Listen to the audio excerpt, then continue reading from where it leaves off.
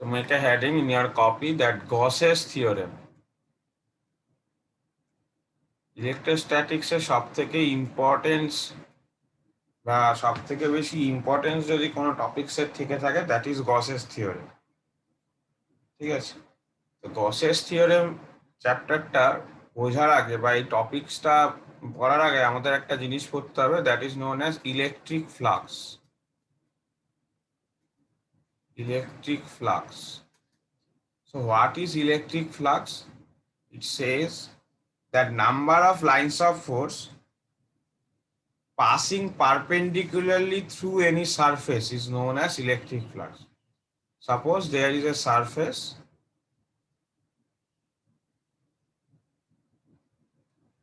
number of lines of force passing perpendicularly through it denotes electric flux. But and it is denoted by phi. Okay, phi sign দিয়ে denote করে, এই সাইনটাকে phi বলে। phi equal to E vector dot ds vector. So যখন আমরা flux calculate করব, we consider area vector of any surface area. যে কোনো সারফেসের, যে কোনো প্লেনের যে সারফেস এরিয়ার যে পারপেন্ডিকুলার ডিরেকশন, ধরে নে এটা এক্স ওয়াই প্লেনে একটা কোনো সারফেস আছে, তাহলে তার এরিয়া ভেক্টর অলওয়েজ কি হবে বল, অ্যালং কে ভেক্টর হবে। ওকে, অলওয়েজ আউটওয়ার্ড ডিরেকশনে এরিয়া ভেক্টর হয়। Area vector always perpendicular to the plane in outward direction আমরা কনসিডার করি। এরিয়াকে যদি আমরা ভেক্টর হিসেবে কনসিডার করি তাহলে সেটার রুলটা হচ্ছে always perpendicular to the plane in outward direction. Okay, তো মানে তোদের যদি মোবাইলের স্ক্রিনের কথা ভাবিস, তাহলে মোবাইলের স্ক্রিন থেকে তোদের দিকে এটা হচ্ছে এরিয়ার ডিরেকশন। সো আগে ডেফিনেশনটা লেখ। ইট মিনস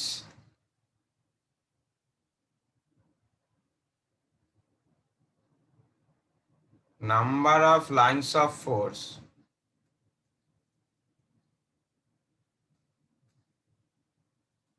passing perpendicularly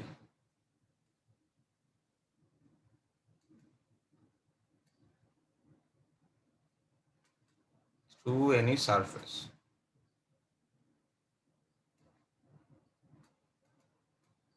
এই ছবিটা আঁকবি আর এটাকে লিখে বক্স করবি, এই ফর্মুলাটা।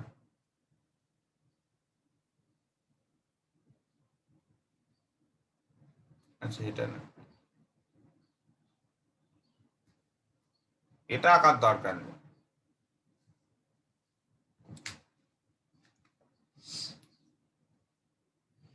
So perpendicularly lines of force যেগুলো কাট করছে সেটা কিন্তু যে কোনো অ্যাঙ্গেলে কাট করলে হবে না, পারপেন্ডিকুলারলি। তো আমরা একটা ইমাজিন করছি, সাপোজ ধর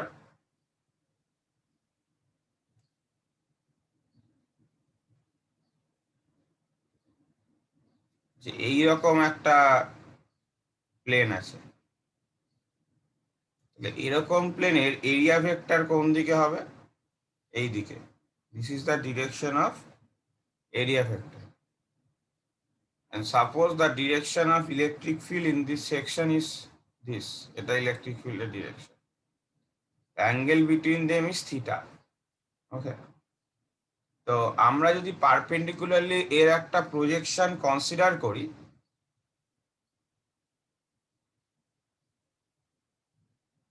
তাহলে এইটা কনসিডার করতে হবে। ইলেকট্রিক ফিল্ড গুলো কিভাবে এখন যাচ্ছে, দেখ এখন কিন্তু এরা পারপেন্ডিকুলারলি কাট করছে, দেখতে পাচ্ছিস। তাহলে এই যে প্রজেকশনটা, এই প্রজেকশনটার ভ্যালু কত হবে, a cos থিটা। এই প্রজেকশনটার ভ্যালু হবে a cos থিটা। তাহলে এখান থেকে ফ্লাক্স ইকুয়াল টু কি লিখতে পারলাম,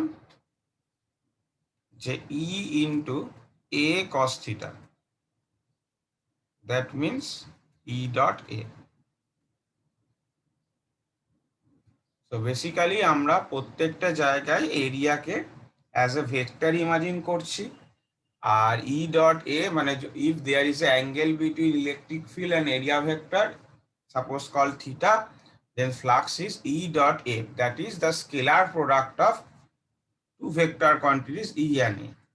তাহলে স্কেলার প্রোডাক্ট, ডট প্রোডাক্ট 11 এ পড়েছিলিস ভেক্টরে, করলে কত হবে, ই এ কস থিটা হবে। তো অলওয়েজ পারপেন্ডিকুলার প্রজেকশনটা দেখি, মানে পারপেন্ডিকুলারলি কতগুলো লাইনস অফ ফোর্স কাট করে সেটা সবসময় ইমাজিন করা হয়। নিচের ছবিটা আঁকবি এটা। তো এখানেও দেখ কি করা হচ্ছে, এখানে কিন্তু বেসিক্যালি দেখ এরিয়াটা কিন্তু ইলেকট্রিক ফিল্ডের সাথে পারপেন্ডিকুলারলি প্রজেক্টেড নেই। তাই আমি কি ধরেছিলাম, ইলেকট্রিক লাইনস অফ ফোর্সের অ্যালংয়ে, ইলেকট্রিক লাইনস অফ ফোর্সের অ্যালংয়ে আগে প্রজেকশনটা ধরে নিয়েছি যে এরিয়ার পারপেন্ডিকুলার প্রজেকশনটা কত, যেটাকে দেখ গ্রিন কালারের একটা ইমাজিনারি ইয়ে দিয়ে আঁকা হয়েছে।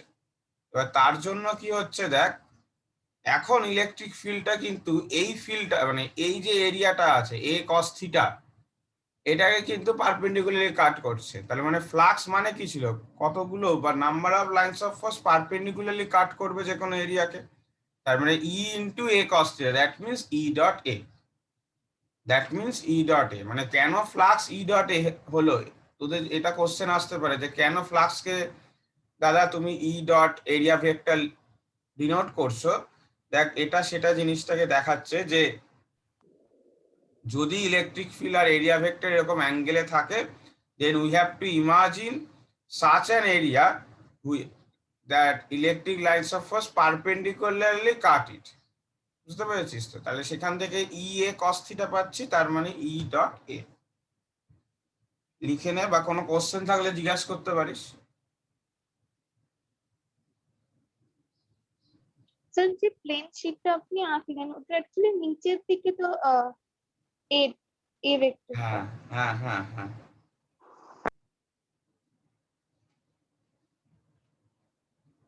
ফ্লাক্সটা যদি প্যারালাল হয়ে যায় তাহলে মানে লাইনস গুলো যদি প্যারালাল হয়ে যায় তাহলে ফ্লাক্স জিরো হবে। লাইন প্যারালাল মানে এরিয়া ভেক্টরের সাথে, হ্যাঁ হ্যাঁ জিরো হবে। বসা না কস 0 ডিগ্রি বসা বা কস, তখন তো জিরোই পাবে। এই কস জিরো বলছি মানে 90 ডিগ্রি বসা, মানে এরকম হবে, বুঝতে পেরেছিস তো? হ্যাঁ zero হবে। হুম, যে সাপোজ এরকম একটা প্লেন আছে, এখন এই প্লেনের ইলেকট্রিক ফিল্ডটা এরকম আমরা করব, আর এই প্লেনের এরিয়া ভেক্টর কি, এটা এরকম। তাহলে অ্যাঙ্গেলটা কত, 90 ডিগ্রি। তাহলে এখানে ফ্লাক্সটা কত হচ্ছে বল, জিরো। কস 90 বসাবি, ই ডট এরিয়া, তো এরিয়া ডট প্রোডাক্ট তুললে কস থিটা, কস 90 বসালে জিরো পাবি। ওকে, তো নেক্সট টপিক দেখ, মানে ইলেকট্রিক ফ্লাক্সই আমরা দেখব। তো হেডিং কর ডিফারেন্ট কেসেস, এমনি একটা ছোট হেডিং কর ডিফারেন্ট কেসেস।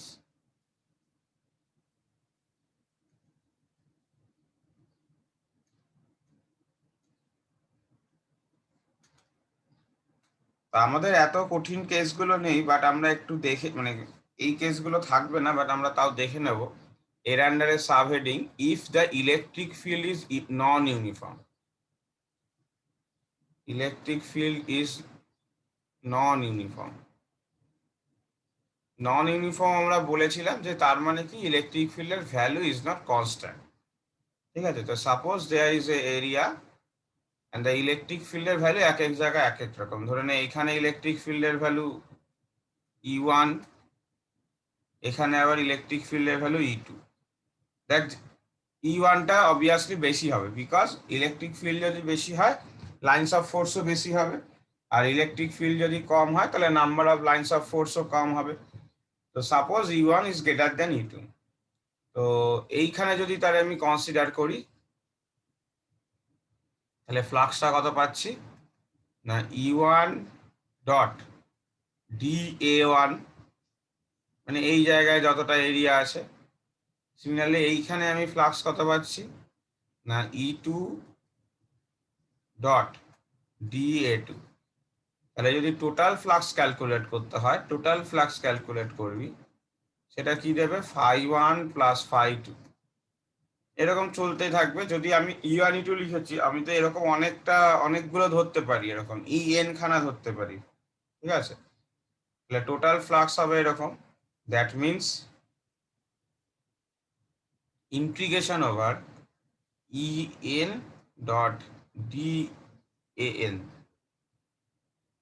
ডি এর এরিয়াকে ডিএস দিয়েও লিখতে পারিস, আবার ডি এ দিয়েও লিখতে পারিস।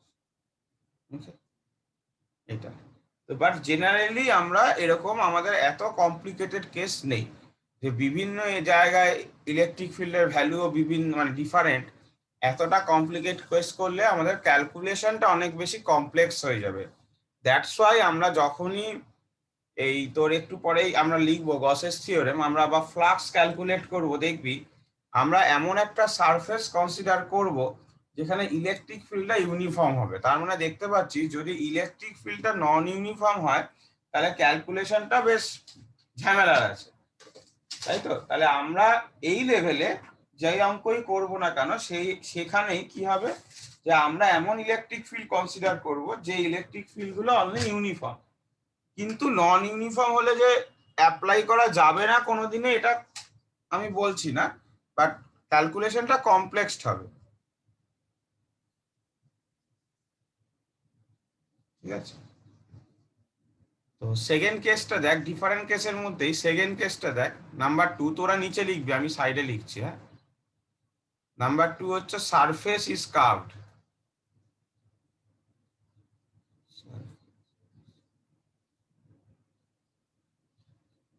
তাহলে একটা যদি নন ইউনিফর্ম সারফেস হয়, সাপোজ দ্য সারফেস এরকম আছে, নন ইউনিফর্ম, কোনো রেগুলারিটি নেই, বা নন রেগুলার শেপের হয়, কোনো রেগুলারিটি মেনটেন করছে না, তাহলে দেখ এই আবার এই পজিশনে, তাহলে ধর আবার নন ইউনিফর্ম ফিল্ডও আছে, তাহলে এই পজিশনে হতেই পারে এরিয়া ভেক্টরটা এইদিকে আর ইলেকট্রিক ফিল্ডটা এইদিকে, মানে অ্যাঙ্গেলটা এদের মধ্যে ধরে নে θ1। আবার এই পয়েন্টে কি হতে পারে, দেখ ইলেকট্রিক ফিল্ডটা ধরে নে একই দিকে আছে, ইলেকট্রিক ফিল্ডটা ইউনিফর্ম বাট বডিটা নন রেগুলার, কিন্তু এখানে আবার হতে পারে এর এরিয়া ভেক্টরটা এইদিকে, তাহলে অ্যাঙ্গেলটা হচ্ছে θ2। তো এই জন্য তাহলে এখানে ফ্লাক্স গুলো সিমিলারলি কি হবে বল, φ1 equal to E into dA1, φ2 equal to E into dA2। এখানে ফাই কত দেবে, ই ওয়ান, φ1 দেবে ই ডট dA1, সেখানে φ2 দেবে হচ্ছে ই ডট dA2। তাহলে একই রকম ভাবে তুই যদি টোটাল ফ্লাক্স ক্যালকুলেট করিস সেটাও দেবে integration over E dot dAn। তার মানে এখানেও দেখতে পাচ্ছিস যে ক্যালকুলেশনটা কমপ্লেক্স হয়ে যাচ্ছে, কিন্তু কারণ কোথাও cos θ1 আসছে, কোথাও cos θ2 আসছে। ঠিক আছে, তাহলে এটাও ক্যালকুলেশনটা ইজ মোর কমপ্লেক্স। তো দ্যাটস ওয়াই আমাদের কি কনসিডার করতে হবে না, ইলেকট্রিক ফিল্ড গুলো ইউনিফর্ম আছে, আর একটা কি কনসিডার করতে হবে যে না সারফেসটা একটা রেগুলার সারফেস, সারফেসটা একটা রেগুলার সারফেস, মানে এরকম নন ইউনিফর্মনেস কিন্তু নেই, একটা রেগুলার, মানে ধর স্ফিয়ার কনসিডার করতে পারি আমরা, সিলিন্ডার। আমরা দেখবো যে কোন মানে এক একটা ছবিতে এক এক রকম সারফেস কনসিডার করলে সুবিধা হয়।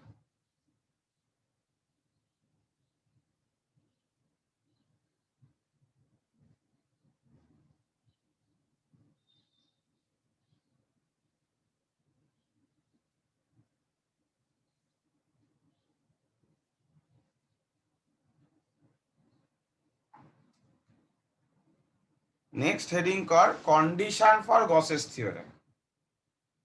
ডিফারেন্ট কেস হয়ে গেল দুটো। Next heading condition for Gauss's theorem.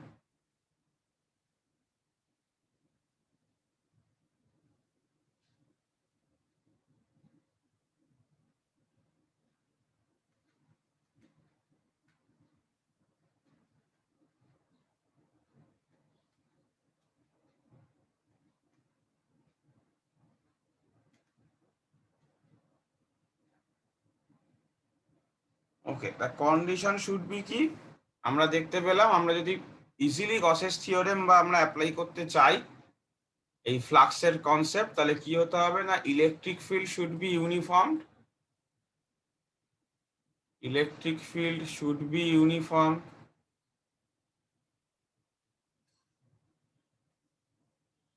and number 2, the surface should be regular.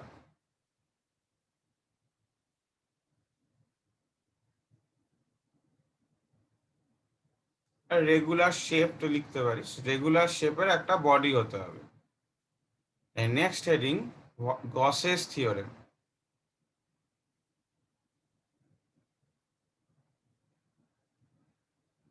Gauss's থিওরেমের স্টেটমেন্টটা অনেকটা এরকম, and Gauss's theorem is applicable for a close surface. Okay, open সারফেসের জন্য অ্যাপ্লাই করা যায় না, অনলি ক্লোজ সারফেসের জন্য অ্যাপ্লাই করা যায়। That is electric field through any close surface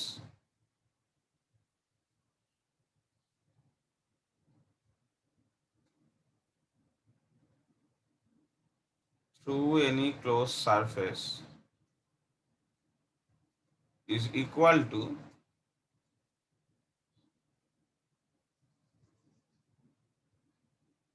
1/epsilon times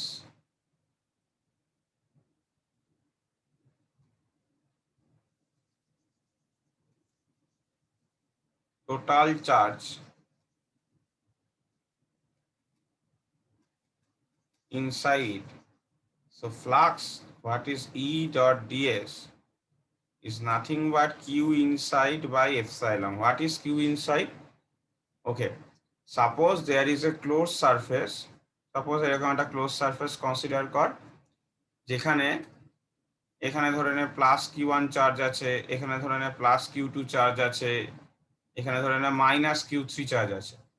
তার মানে এই যে বডিটা আছে, মানে এই যে ক্লোজ সারফেসটা আছে, তার যদি ফ্লাক্স কনসিডার করিস, মানে প্রত্যেকটা টোটাল যদি টোটাল ফ্লাক্স কনসিডার করি, that will be equal to total inside charge by the permittivity of the medium.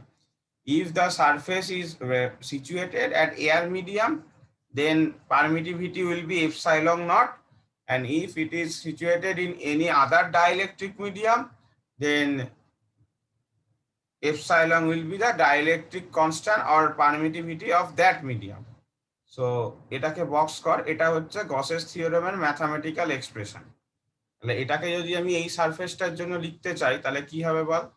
Flux equal to Q1 plus Q2 minus Q3 by epsilon naught. Supposedly ধরে নে air মিডিয়ামে আছে, তাহলে এটা আর যদি air ছাড়া অন্য কোনো মিডিয়ামে থাকে, তাহলে একই ফর্মুলাটা কিভাবে চেঞ্জ হবে? দেখ, minus Q3 by epsilon naught epsilon r. কারণ আমরা এপসাইলন আর এর ডেফিনেশন ফার্স্ট ক্লাসে পড়েছিলাম, দেখ এপসাইলন বাই এপসাইলন নট। তাহলে যে কোনো মিডিয়ামের পারমিটিভিটিকে কি লেখা যায়? এয়ার এর পারমিটিভিটি ইনটু রিলেটিভ পারমিটিভিটি। এই রিলেটিভ পারমিটিভিটিকেই আবার কি বলতো? Dielectric constant. এটাকেই আবার কি বলতো? Dielectric constant. So in place of epsilon r তুই কিন্তু কেও বসাতে পারিস, ঠিক আছে? তাহলে Q1 plus Q2 minus Q3 by epsilon naught epsilon r. এবার আমরা এই পুরো কনসেপ্টটা ইলেকট্রিক লাইন্স অফ ফোর্স থেকে বলবো। তবে তোকে যদি স্টেটমেন্ট লিখতে দেয়, তোকে কিন্তু এই স্টেটমেন্টটা লিখতে হবে।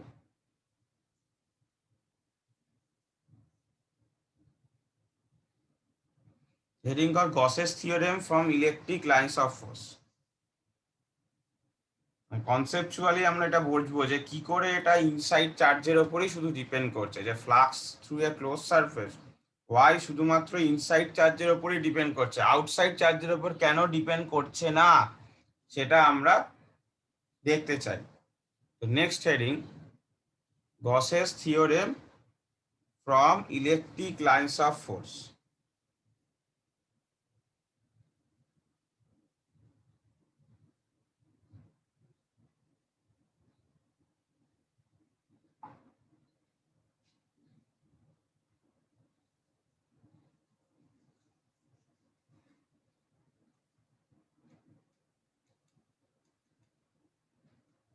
Gauss's theorem from electric lines of force.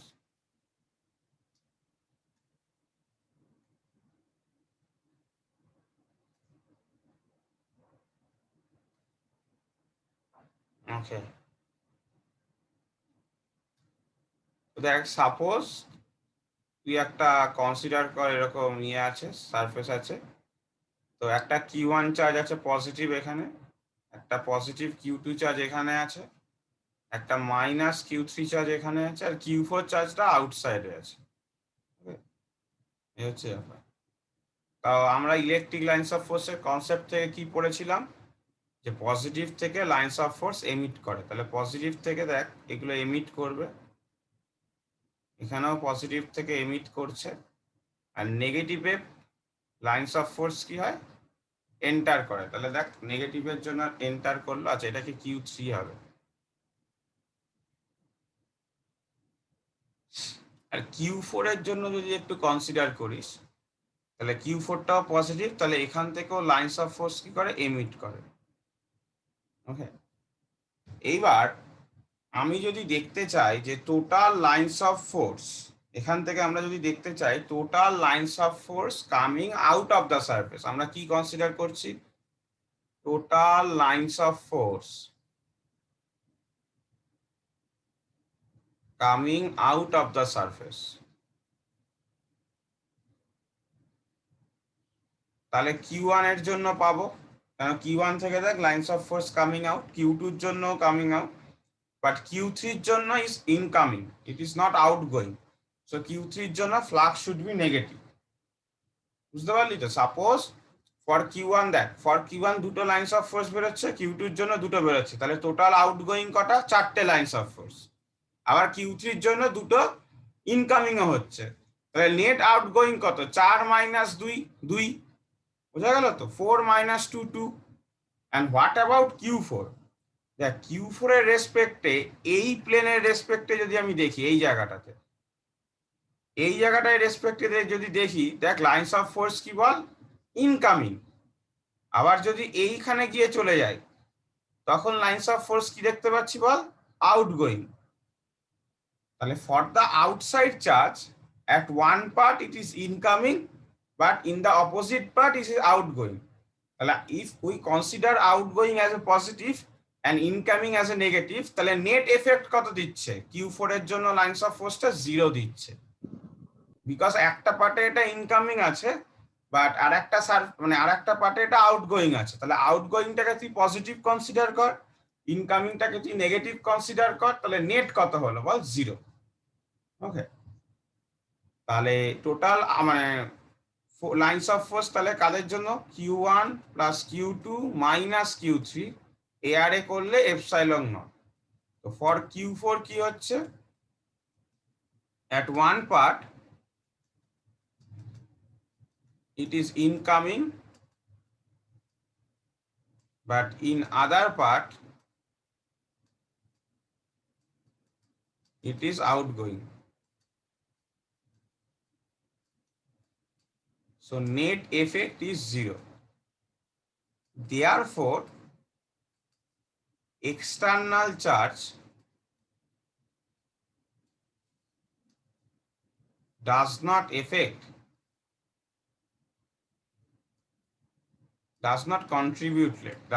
contribute in flux of a closed surface. Always close সারফেসে ফ্লাক্স ডিপেন্ড করবে ইনসাইডে কতটা চার্জকে ও কনফাইন্ড করতে পারছে তার উপর, ঠিক আছে, ইনসাইডে কতটা চার্জকে কনফাইন্ড করতে পারছে তার উপর ডিপেন্ড করবে, আউটসাইডের উপর ডিপেন্ড করবে না। কোনো কোশ্চেন থাকলে বল। স্যার বলছি তাহলে তোর Q4 চার্জটাকে না কনসিডার করলেও তো হবে। হ্যাঁ, কনসিডার করছি না তো আমরা, না কনসিডার তো, এটা তো আমরা প্রুফ দেখাচ্ছি যে Q4টার জন্য হবে না, কনসিডার তো কোনদিন Q4 করবোই না। স্যার মানে এরকম যদি ক্লোজ সারফেসে, মানে যেরকম Q4 এর যে ইলেকট্রিক ফিল্ডে যাচ্ছে, এরকম যদি ওরকম ক্লোজ সারফেসে অনেকগুলো যায়, তখনও তো ওটা 0ই হবে। হ্যাঁ হ্যাঁ, যে কোনো আউটসাইড চার্জের জন্য 0ই হবে।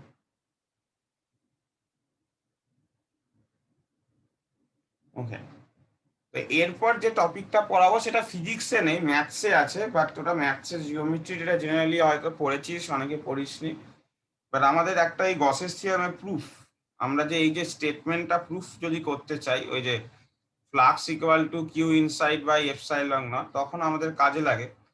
তো নেক্সট হেডিং কস সলিড অ্যাঙ্গেল, এটা লেখা হয়ে গেলে হেডিং কস সলিড অ্যাঙ্গেল। তো দেখ অ্যাঙ্গেল তো সবাই জানিস, অ্যাঙ্গেল হচ্ছে অ্যাঙ্গুলার ডিসপ্লেসমেন্ট বা angular distance between two straight lines. আচ্ছা আগে এটা লিখে নে তারপর বলছি।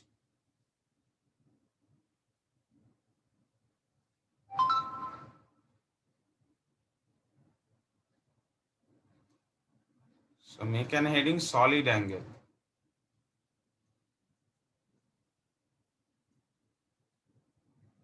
তো তোরা তো অ্যাঙ্গেল মানে জানিস যে যখন দুটো লাইন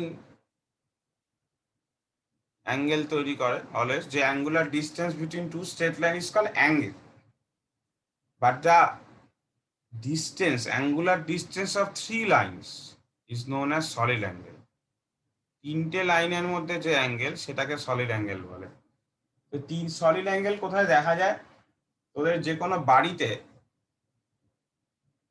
এই তিনটে কোণা আছে না দেওয়ালে, ভালো করে দেখ,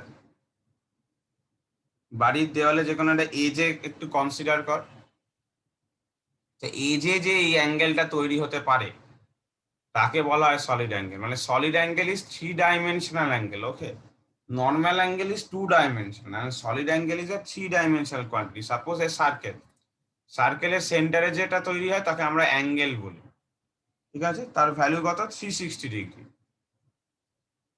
আর স্ফিয়ার কনসিডার করে, এটা হচ্ছে সার্কেল, আর আমরা যদি আজকে স্ফিয়ার কনসিডার করতাম, এই স্ফিয়ারের সেন্টারে যে অ্যাঙ্গেলটা তৈরি হতো,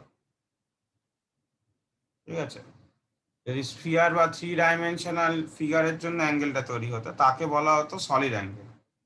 আর একটা ছবি আঁকছি, এই ছবিটা আঁকলে তোদের ক্লিয়ার হয়ে যাবে। যে ধরে নে একটা এরিয়া আছে এরকম, এটা হচ্ছে একটা ডিএস এরিয়া। এই এরিয়াটা একটা পয়েন্টের রেসপেক্টে যদি প্রজেকশন নিই,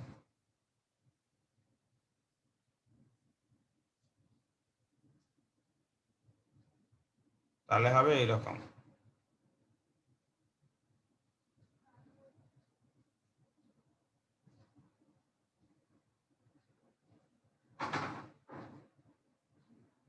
মানে ওই এরিয়াটা ওই পয়েন্টটায় কতটা অ্যাঙ্গেল তৈরি করতে পারছে, এটা যদি দেখি যে এই পয়েন্টে কতটা অ্যাঙ্গেল তৈরি করতে পারছে, বুঝতে পারছিস তো? দেখ এইটা হচ্ছে সলিড অ্যাঙ্গেল, এই যে এই অ্যাঙ্গেলটা হচ্ছে সলিড অ্যাঙ্গেল, থ্রি ডাইমেনশনাল অ্যাঙ্গেলটা হচ্ছে সলিড অ্যাঙ্গেল। তো সলিড অ্যাঙ্গেলের ভ্যালু হয়, সলিড অ্যাঙ্গেলকে ডি ওমেগা দিয়ে লেখা হয়, দ্যাট ইজ এরিয়া বাই ডিস্টেন্সের square, DS by r square. আর হচ্ছে এইটা পারপেন্ডিকুলার ডিস্টেন্স।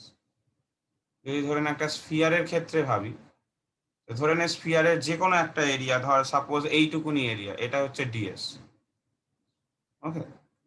তো সেটা যদি একটা পয়েন্টে কতটা সলিড অ্যাঙ্গেল তৈরি করতে পারে, ধরে নে সাপোজ এই পয়েন্টে, তাহলে ছবিটা কিরকম হবে? এই যে এইটা হচ্ছে সলিড অ্যাঙ্গেল,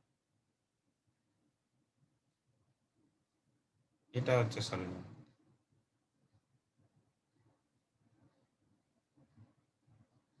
এটা হচ্ছে আর, এইটা হচ্ছে সলিড অ্যাঙ্গেল। এটা একটা জাস্ট ম্যাথামেটিক্যাল জিনিস, করে রাখ। যাদের কাছে এইচসি ভার্মা আছে, এইচসি ভার্মায় দেখবি গসের থিওরেম একটা আলাদা চ্যাপ্টার আছে, সেটাই যদি কেউ মানে দেখিস সেখানেও দেখতে পাবি, ঠিক আছে, একই রকম।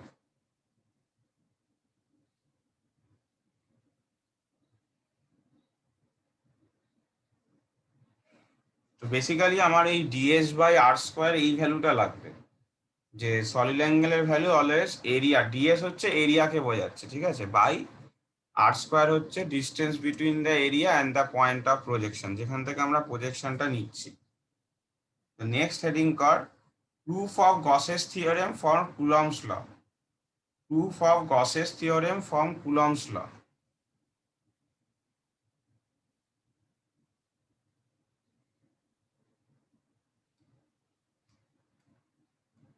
Proof of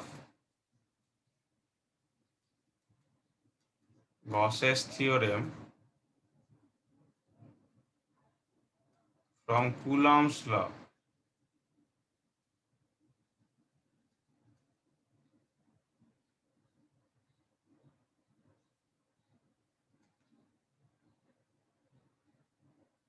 ওকে, তো suppose there is a charge plus Q, ঠিক আছে? তো এর চারপাশে আমরা একটা কি করছি, স্ফেরিক্যাল আর রেডিয়াসের একটা স্ফিয়ার কনসিডার করছি। আমরা আর রেডিয়াসের একটা স্ফিয়ার কনসিডার করছি। তাহলে এই পয়েন্টে ইলেকট্রিক ফিল্ডটা কোন দিকে? এই দিকে। ইলেকট্রিক ফিল্ডের ডিরেকশন কিভাবে পাবো? আগের দিন অঙ্ক করাচ্ছিলাম যে পয়েন্টে ইলেকট্রিক ফিল্ড বার করতে চাই সেই পয়েন্টে ইমাজিন কর একটা +1 চার্জ আছে, তাহলে যেদিকে হচ্ছে ফোর্সের ডিরেকশনটা সেটাই হবে ইলেকট্রিক ফিল্ডের ডিরেকশন। ওকে, আর সাপোজ এই পয়েন্টে এরিয়া ভেক্টরটা আছে এরকম, তাহলে এরিয়া ভেক্টরটা আর ইলেকট্রিক ফিল্ডটা একটা অ্যাঙ্গেলে আছে, থিটা অ্যাঙ্গেল। ওকে, তো ফার্স্ট অফ অল আমরা যদি গসের থিওরেম অ্যাপ্লাই করতে চাই, দেখ কন্ডিশন কি কি ছিল। Number 1, electric field should be uniform, আর number 2, the surface should be regular. তো আমরা এখানে স্ফেরিক্যাল সারফেস কনসিডার করেছি, তো spherical surface is a regular surface, কোনো অসুবিধা নেই। তো নাম্বার 2 কন্ডিশন ইজ অ্যাপ্লিকেবল। আর number 1, what about electric field is uniform. Suppose এখানে ইলেকট্রিক ফিল্ডের ভ্যালু কত হবে বলতো? 1/4πε0 Q/r²। তাহলে এই পয়েন্ট না ধরে যদি কেউ আজকে এই পয়েন্টটা ধরতিস, সেখানেও এই ভ্যালুটাই হতো, বা অন্য যে কোনো পয়েন্ট কনসিডার করে নেস সারফেসটার উপর, স্ফেরিক্যাল সারফেসটার উপর যে কোনো পয়েন্ট কনসিডার করে নে, দেখ ইলেকট্রিক ফিল্ডের ভ্যালুটা একই হতো। সো ইলেকট্রিক ফিল্ডের ভ্যালুটা দেখ, এভরি পয়েন্টে constant, that means uniform. Every পয়েন্টে constant, that means uniform. Okay, so now আমরা যদি ফ্লাক্স কনসিডার করি, সেটা কত? E.ds। তাহলে ডট প্রোডাক্ট করলে কত হয়? E.ds cos theta. Now E এর এক্সপ্রেশন যদি আমি বসিয়ে দিই, 1/4πε0 Q/r², আর এখানে পড়ে আছে ds cos থিটা। বাকি জিনিসগুলো কনস্ট্যান্ট বাইরে নিয়ে চলে গেলাম, তাহলে Q/4πε0 ইন্টিগ্রেশনের ভেতরে আছে দেখ ds cos θ/r², ds cos θ/r²। ওকে, আমি একটা জিনিস একটু মানে একটু ভুল হয়েছে, তোরা যেখানে dw ইকুয়াল টু মানে solid angle equal to ds/r² লিখেছিলিস না, ওটাকে ds cos θ/r² কর, ওটাকে ds cos θ/r² কর।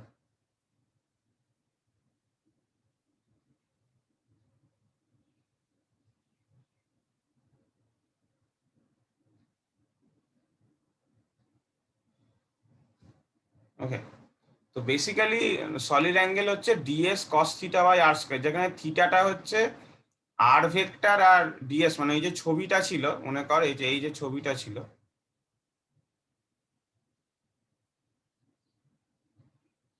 এই যে ds ভেক্টর আর এই আর ভেক্টরের মধ্যে অ্যাঙ্গেলটা হচ্ছে থিটা, ঠিক আছে? তো ds cos θ/, ওখানে একটু চেঞ্জ করে নে, ds cos θ/r² কে আমরা সলিড অ্যাঙ্গেলের রেসপেক্টে dw লিখতে পারি, তাহলে Q/4πε0 ইন্টিগ্রেশন ওভার dw। তো এবার আমরা দেখ সলিড সারফেস কনসিডার করেছি, তো সলিড সারফেসের সেন্টারে এখানে বেসিক্যালি বুঝতে পারছিস তো, এরিয়াটা হচ্ছে এইটা, হ্যাঁ, সে এই সেন্টারে একটা সলিড অ্যাঙ্গেল প্রজেক্ট করছে, সে সেন্টারে একটা সলিড অ্যাঙ্গেল প্রজেক্ট করছে। ওকে, তো এরকম অনেকগুলো এরিয়া কনসিডার করলে পরপর আমরা যদি কনসিডার করি, এখন পরপর এরিয়া ভাবা হচ্ছে, তাহলে পুরো হচ্ছে কি টোটাল করলে কি পাবো বল? Solid angle at the centre. তো অ্যাট দ্য সলিড অ্যাঙ্গেল মানে সেন্টারে কত হয় বল? স্ফিয়ারের ক্ষেত্রে হয় কত? 720 ডিগ্রি। সলিড অ্যাঙ্গেল কত? 720 ডিগ্রি। তাহলে Q/4πε0 ডি ওমেগার ইন্টিগ্রেশন করলে পাবি 720 ডিগ্রি, বা 4πও বসাতে পারিস, তাহলে পেয়ে যাচ্ছিস দেখ এখান থেকে, এটা ফাই ইকুয়াল টু চলছিল, ফাই ইকুয়াল টু, তাহলে এখান থেকে পাচ্ছিস ফাই ইকুয়াল টু Q/ε0, যেটা আমরা প্রুফ করতে চাই। তাহলে এটা কুলম্বস ল থেকে কি করে প্রুফ হলো? কেন কুলম্বস ল থেকেই ইলেকট্রিক ফিল্ডের ভ্যালুটা আমি পাই। তো আরেকবার আমি বুঝিয়ে দিচ্ছি, suppose there is a point charge plus Q around it a spherical surface is considered. At any point on the spherical surface, let's say the electric field and area vector has an angle between them theta. The value of electric field is 1 by 4 pi epsilon naught q by r square, and the electric field is uniform over the spherical surface, and the spherical surface is regular. So Gauss's theorem can be applied. Now, according to Gauss's theorem, flux equal to E dot ds. The dot product তুললে cos theta আসবে. Now, in the integration term, there is ds cos theta by r square. So ds cos theta by r square is denoting dw, which is the solid angle, and this solid angle is subtended by the area ds at the center. এইটা dw, বুঝতে পারছিস তো? এই যে দেখ, এটা হচ্ছে dw.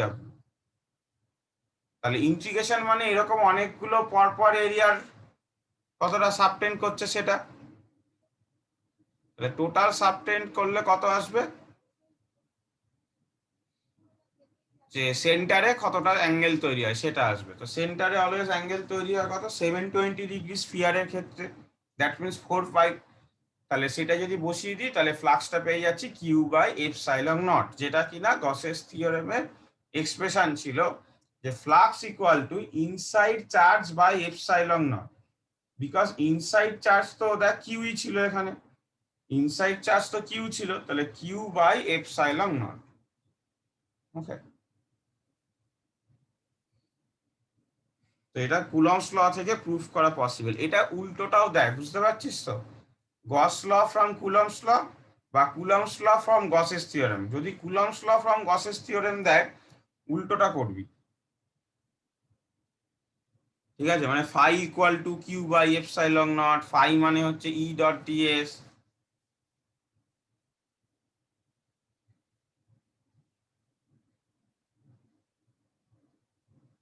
দেখিয়ে দিচ্ছি উল্টোটা। নেক্সট হেডিং কর Coulomb's law from Gauss's theorem.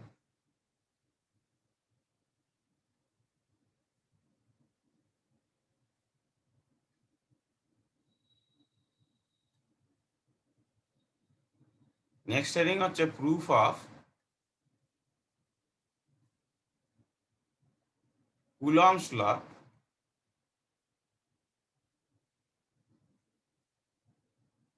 From Gauss's theorem.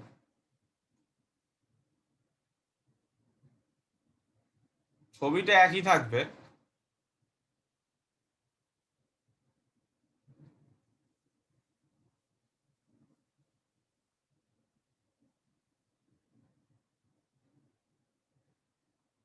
তো আমাদের এখন গসেস থিওরেমটা 2, তো flux should be equal to Q inside by epsilon. তো ইনসাইডে শুধু কিউ চার্জই আছে।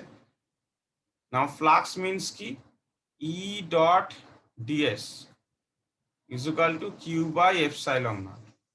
ওকে, নাও আমরা যদি একটু কনসিডার করি, দেখ ইলেকট্রিক ফিল্ডটা, ছবিটা কি চেঞ্জ হবে শুধু দেখ, ইলেকট্রিক ফিল্ডটা এরকম, তোরা ছবিটা কিন্তু আবার আঁকবি, আর এরিয়া ভেক্টরটাও ওই দিকেই হবে, বিকজ ভালো করে লক্ষ্য কর, ভালো করে একটু অবজার্ভ কর, এটা যদি আমার এরিয়াটা হয় তার এরিয়া ভেক্টর কি হয় বল, পারপেন্ডিকুলারলি আউটওয়ার্ডস, হ্যাঁ কি না? আর ইলেকট্রিক ফিল্ডটাও দেখ সেই দিকে পাচ্ছি, তো electric field and area vector is parallel. তাহলে আগেরটায় তুই আলাদা ধরলি কেন? আগেরটায় তুই কত ইলেকট্রিক ফিল্ড আর এরিয়া ভেক্টর মানে আলাদা কনসিডার করে নিলি। যদি তুই একই দিকে কনসিডার করতিস কোনো অসুবিধা ছিল না, তাহলে ইন্টিগ্রেশনটা আসতো ডিএস বাই আর স্কোয়ার, যেটাকেও আমরা ডি ওমেগা লিখতে পারতাম, ঠিক আছে? Ds cos theta by r square না লিখে ডিএস বাই আর স্কোয়ারে তোকে ওই ডি ওমেগাই দিত, ভালো করে মনে কর। সো কোনো প্রবলেম ছিল না। তার আগেরটাতেও তুই কনসিডার করতে পারতিস যে area vector and electric field vector is in same direction. Okay, আগেরটাতেও সেই সেমই আসতো। তাহলে এখান থেকে দেখ কি আসছে, ই ইন্টু ডিএস, কারণ কস থিটাটা তো সেম হয়ে গেছে, cos 0 equal to Q by epsilon naught. তো ইলেকট্রিক ফিল্ডটা ইউনিফর্ম, তাহলে একে ইন্টিগ্রেশনের বাইরে নিয়ে যাওয়া যায়। তাহলে if we integrate the area, area integrate করলে স্ফিয়ারের এরিয়া পাবো। স্ফিয়ারের এরিয়া কত হয় বল, 4 পাই আর স্কোয়ার। স্ফিয়ারের এরিয়া কত, 4 পাই আর স্কোয়ার। তাহলে সেখান থেকে যদি ক্যালকুলেট করি দেখ ই এর ভ্যালু পেয়ে যাচ্ছিস 1/4πε0 Q/r²। এটাই তো কুলম্বস ল বলে, ইলেকট্রিক ফিল্ডের এটাই ভ্যালু হয় অ্যাকর্ডিং টু কুলম্বস ল।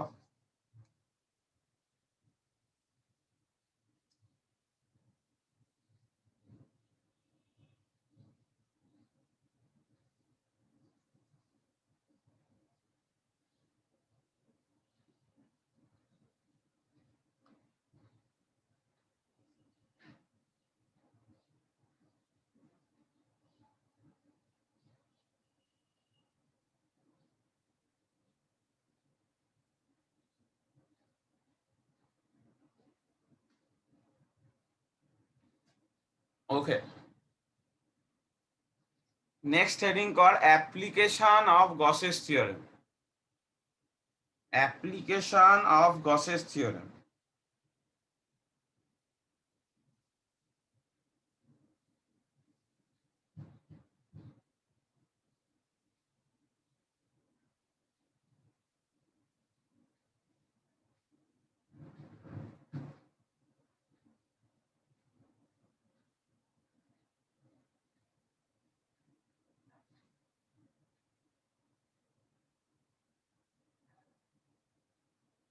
তার আন্ডারে ফার্স্ট সাব হেডিং ইনফাইনাইট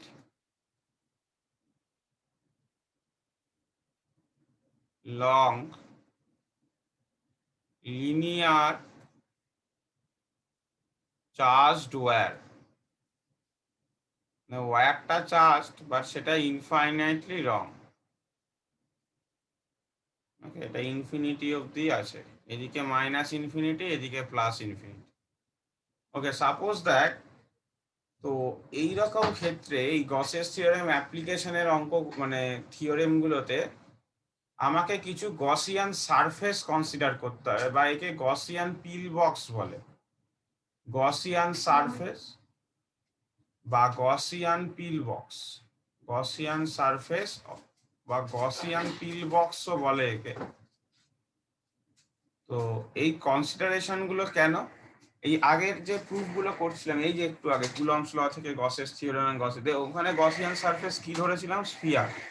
দেখ চার্জের চারপাশে একটা স্ফিয়ার কনসিডার করছিলাম। তো first of all why Gauss's surface should be consider.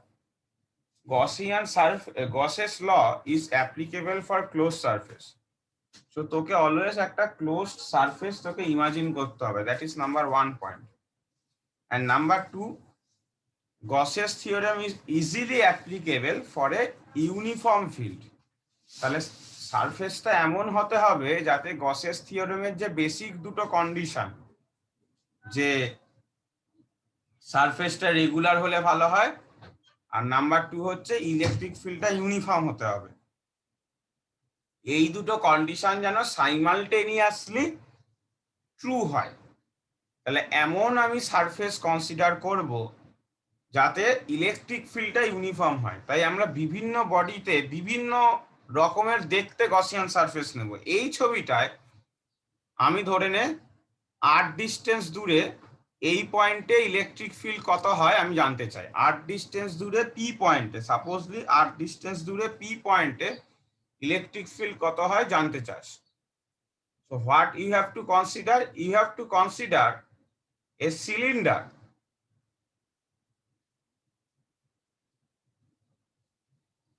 of radius r.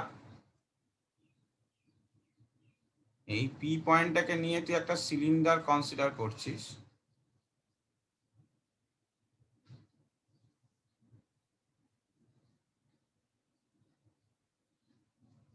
R radius আর এল লেন্থের একটা সিলিন্ড্রিক্যাল গসিয়ান সারফেস কনসিডার করলি, such that the p point lies on the curved surface.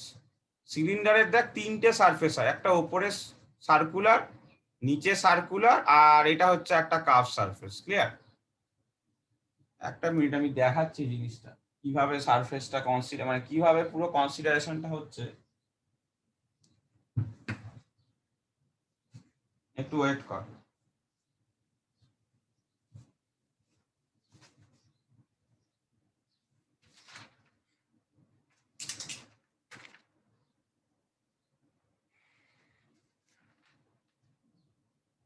এরকম consider কর যে এই হচ্ছে সারফেসটা consider করেছিল, এই যে এই যে, এটা ওই যে সিলিন্ড্রিক্যাল সারফেসটা, আর ওয়্যারটা এর মিডিল দিয়ে গেছে, এই যে এভাবে কনসিডার দেখতে পেলে ভালো হবে।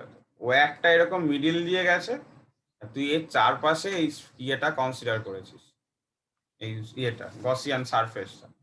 গসিয়ান সারফেস দুটো সারফেস, একটা সার্কুলার এইদিকে একটা সার্কুলার, আর এই হচ্ছে তার আর একটা সিলিন্ড্রিক্যাল পার্ট। তো পি পয়েন্টটা এই সারফেসটায় আছে, বুঝতে পারছিস তো? এই আউটার সারফেসটায় বা কার্ভ সারফেসটায় পি পয়েন্টটা এক্সিস্ট করছে।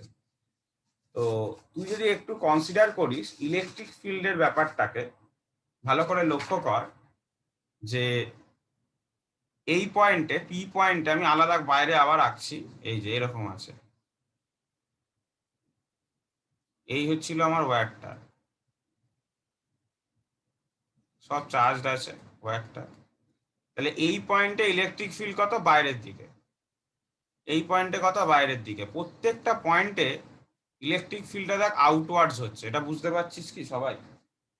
মানে তুই যদি এখানে তোর 3 ডাইমেনশনাল ছবি আঁকা পসিবল না, যেহেতু ওয়্যারটা মাঝ বরাবর দিয়ে গেছে, তো ওয়্যারটা রেসপেক্টে সব প্রত্যেকটা মানে এই পুরো কার্ভ সারফেসটা, এই পুরো কার্ভ সারফেসের ওপর যে প্রত্যেকটা পয়েন্ট আছে, প্রত্যেকটা পয়েন্ট কিন্তু কত ডিস্টেন্সে আছে বল? সেম ডিস্টেন্সে আছে।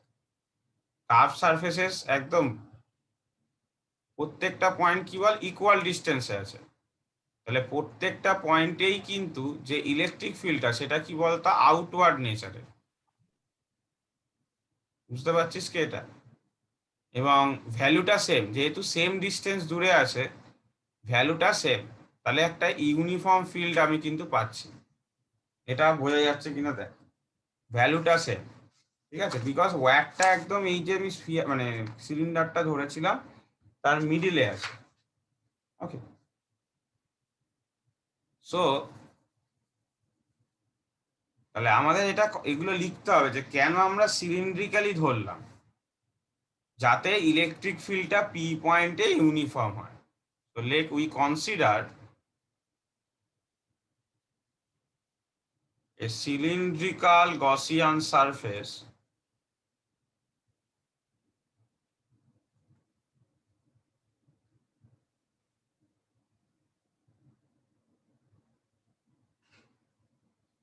such that P point lies on the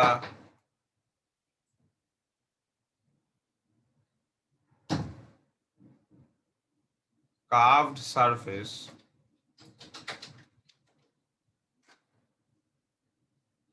for which electric field is uniform. Okay.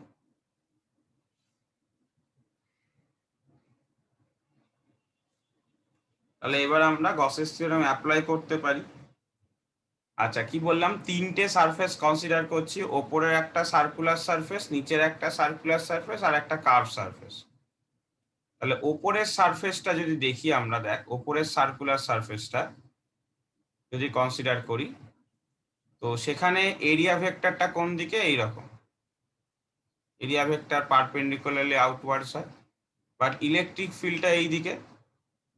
আচ্ছা, সিমিলারলি যদি নিচের সারফেসটা দেখি, এরিয়া ভেক্টরটা এই দিকে আর ইলেকট্রিক ফিল্ডটা এইদিকে। আর এইখানে যদি কোনো পয়েন্টে দেখি, কার্ভ সারফেসের উপর পয়েন্টে কোনো পয়েন্টে তুই যদি কনসিডার করিস, তাহলে ইলেকট্রিক ফিল্ডটাও এইদিকে আর এরিয়া ভেক্টরটাও আবার এদিকে। তার মানে তিনটে সারফেসে তিন রকম দেখতে পাচ্ছি, ঠিক আছে? তাহলে ফর এটাকে ধরে নে সারফেস 1, এটা সারফেস 2, এটা সারফেস 3। তাহলে সারফেস 1 এ ফ্লাক্স কত? 0। সেটা সারফেস 2 তেও 0। কেন? Angle between electric field and area vector is 90 degree. তো cos 90 কত দেবে বল? 0 দেবে, কারণ ডট প্রোডাক্ট তুললে একটা 90 ডিগ্রি আসে।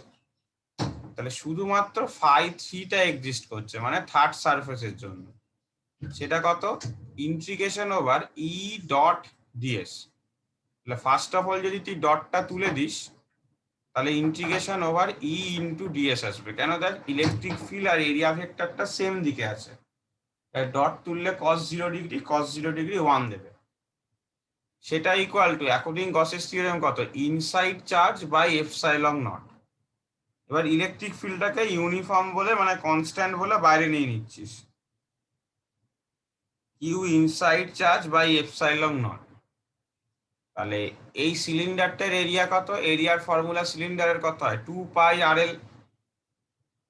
এটা তো 9-10 এ ম্যাথসে পড়েছিস।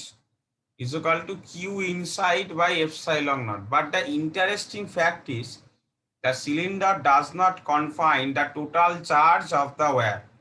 ওয়্যারটা তো ইনফাইনাইটলি লং, মানে অনেক বেশি লম্বা বা অনেক বড়, infinitely long. But the cylinder length is small l. So the cylinder does not confine the all charges of the linear wire. সিলিন্ডারটার মধ্যে ইনসাইডে কিন্তু টোটাল মানে ওয়্যারের পুরো চার্জটা কিন্তু কনফাইন্ড হতে পারেনি। দেখ, কারণ সিলিন্ডারটা একটা পোর্শন কাট করেছে, পুরো ওয়্যারটা অনেকটা বড়, তার মাঝখানে কিছুটা পোর্শন কাট করেছে, ঠিক আছে? তাহলে ইনসাইডে কতটা চার্জ আছে? ওই ওয়্যারে যতটা কাট করতে পারছে ততটা চার্জ আছে।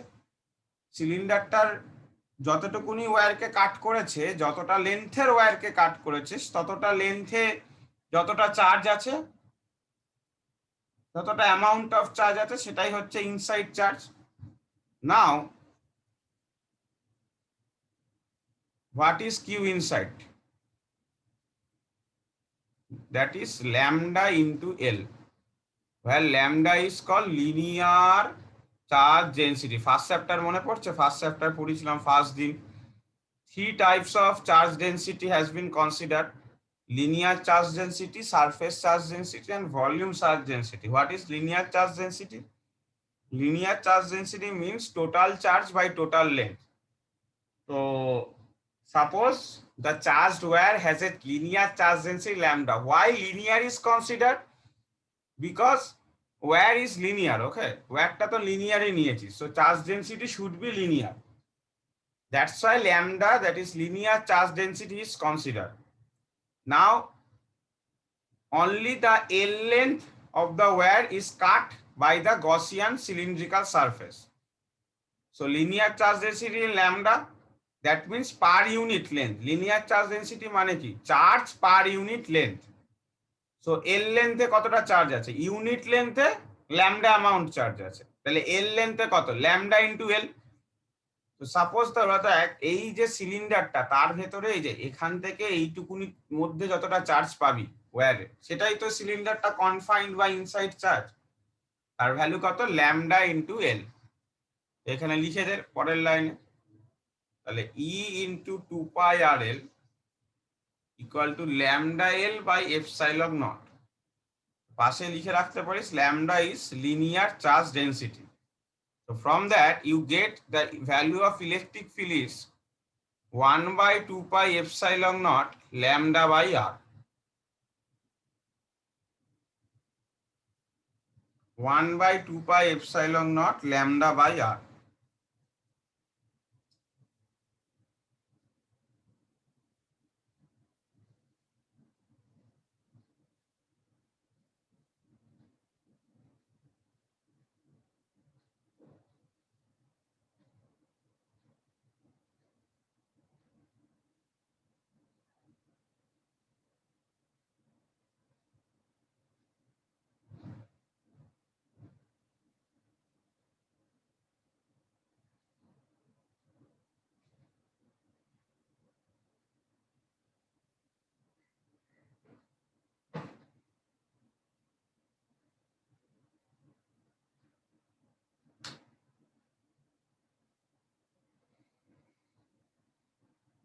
এই প্রুফ গুলো কিন্তু আসে, তোকে মানে বিভিন্ন বডির জন্য ইলেকট্রিক ফিল্ড বার করতে হবে। মানে জেনারেলি কি আসে?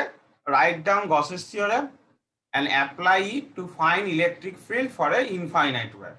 বা এরপরে আরো যে অ্যাপ্লিকেশন গুলো আমি করব সেইগুলো যে কোনো একটা বডির জন্য আসতে পারে। তো write down Gauss's theorem marks 1 and এই প্রুফের জন্য 2 মার্কসের, টোটাল 3 মার্কসের question.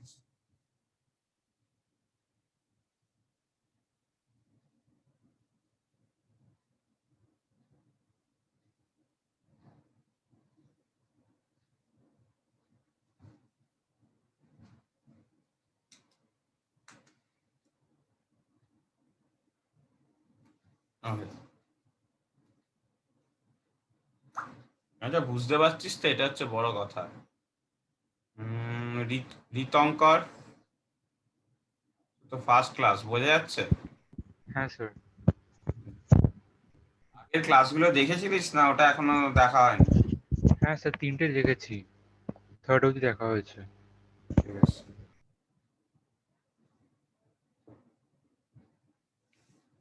So number 2 that is অ্যাপ্লিকেশনের মধ্যেই চলবে, এটা নাম্বার 1 গেল, infinite long charge dual. Number 2 is conducting sphere.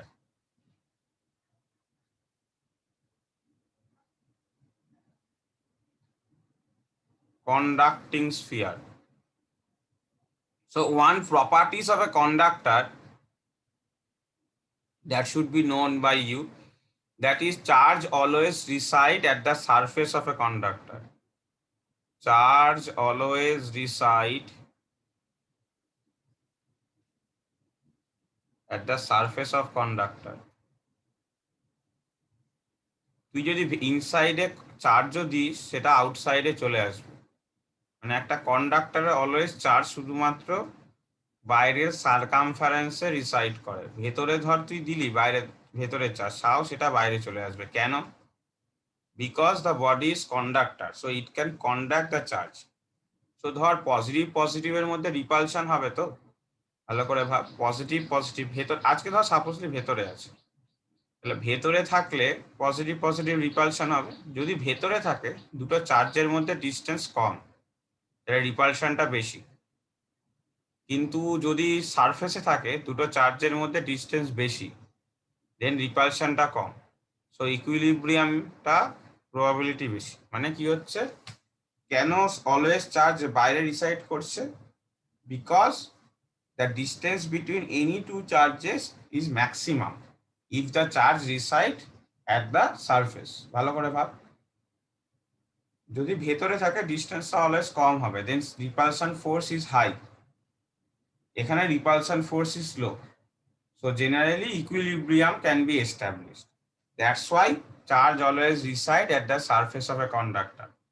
For non-conducting material charge কিন্তু all over distributed থাকবে, কারণ সেখানে তো নন কন্ডাক্টিং, সে কন্ডাক্ট করতে পারবে না, ঠিক আছে, fail to conduct. But in case of conductor only, চার্জকে তুই যদি ইনসাইডে ইনপুট করিস তাও due to conduction it will comes out to the surface or outer circumference of that conductor. Okay, so this এই কনসেপ্টটা তোকে মনে রাখতে হবে। তো আমি যদি একটা কন্ডাক্টর ভাবি, তো সাপোজ এই কন্ডাক্টর আছে একটা স্ফেরিক্যাল কন্ডাক্টিং স্ফিয়ার, তাহলে চার্জ কোথায় আছে বল? সব সারফেসে আছে।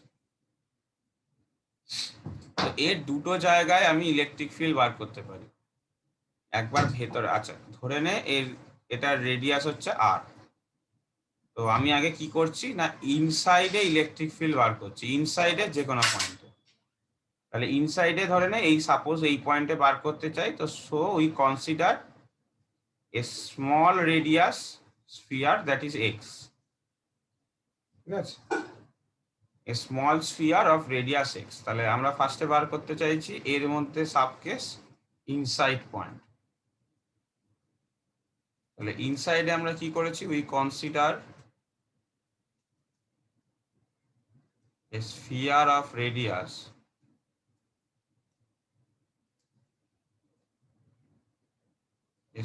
of radius x less than r। ঠিক আছে, তাহলে ফ্লাক্স ইকুয়াল টু কি হবে বল? E dot ds is equal to q inside by epsilon naught equal to 0. Why 0?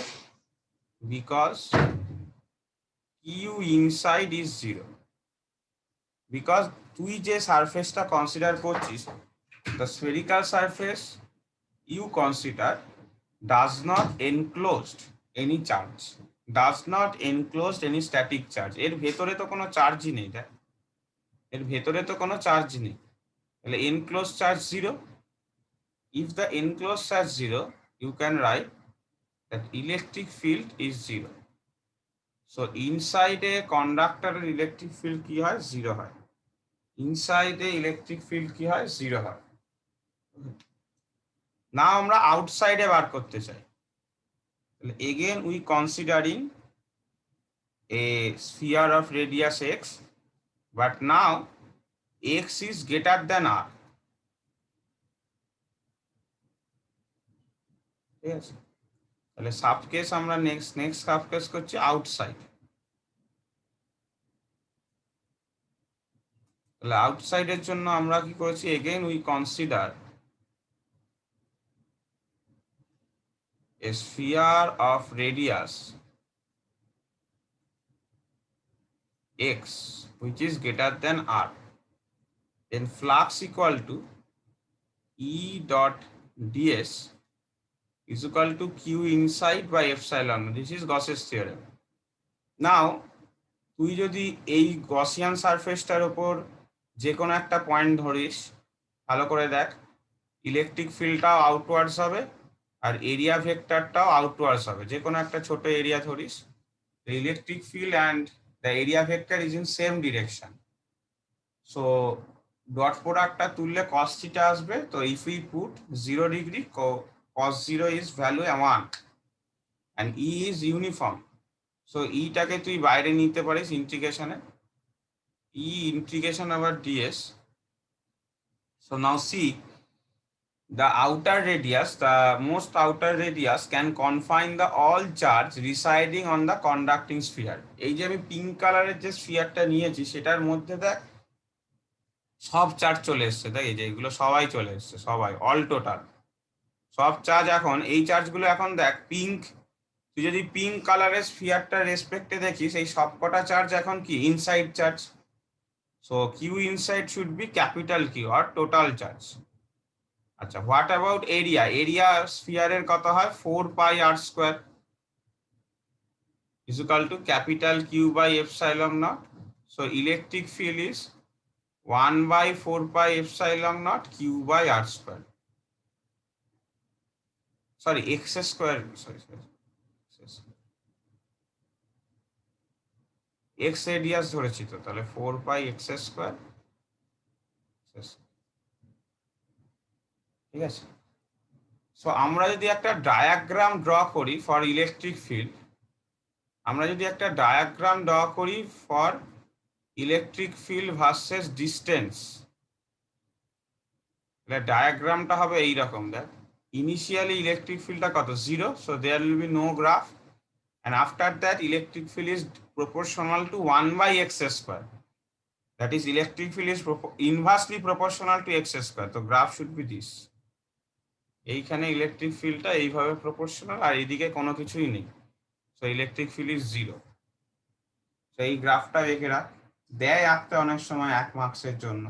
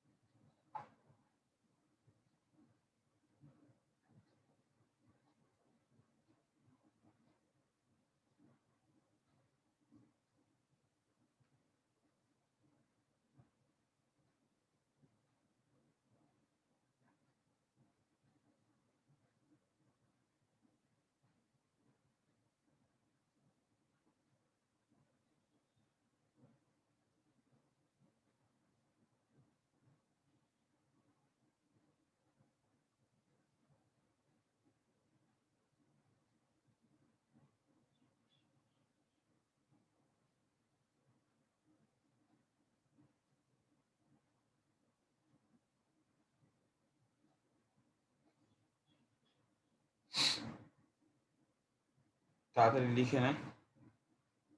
Number 3 next point হবে নন কন্ডাক্টিং স্ফিয়ার।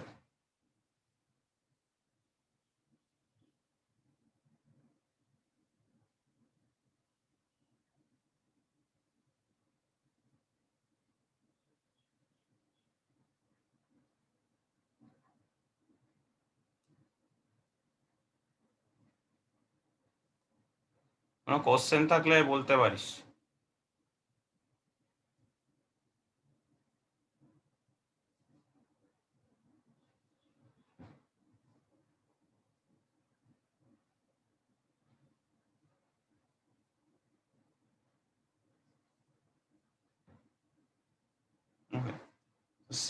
নিয়ে যখন নেক্সট হেডিং কর non conducting sphere.